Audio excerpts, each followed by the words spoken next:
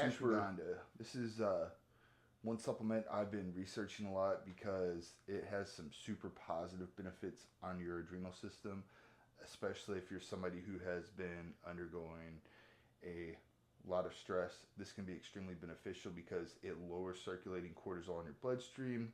And as we know, cortisol can have a negative impact on your body's ability to produce hormones. So, a couple of things that they found with ashwagandha, particularly in men, because unfortunately there are not a lot of studies out there on anything in women's testosterone levels. Anyways, in men they found a 15% increase over time taking ashwagandha in their serum testosterone and increases in their DHEA as well, which is converted into testosterone.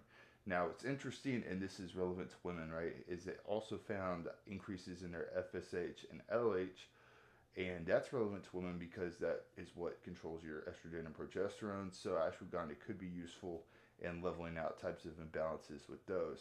Another note is it does kind of reset your adrenal glands, and your adrenal glands are where you produce your testosterone, ladies. So, if you're resetting your adrenal glands, then that could potentially help you increase testosterone through that pathway.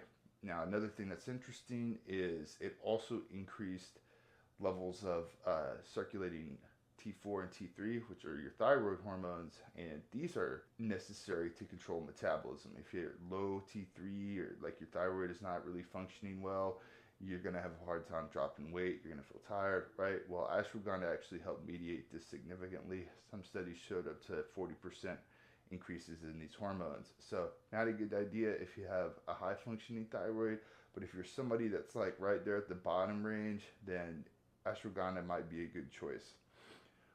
Of course, ultimately, all of this stuff is really kind of, you know, anecdotal.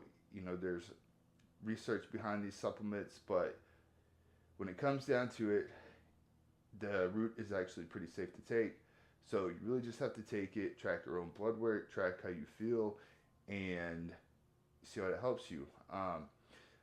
Several studies were actually done on women's sexual health, however, and this might influence your decision, but it did seem to improve symptoms of lacking sexual desire. Like it improved sexuality in women, it improved their sleep, stuff like that. So overall, it seems like ashwagandha is a pretty safe bet for men and women when it comes to improving hormone imbalances, particularly sex hormones and thyroid hormones. All right, thanks.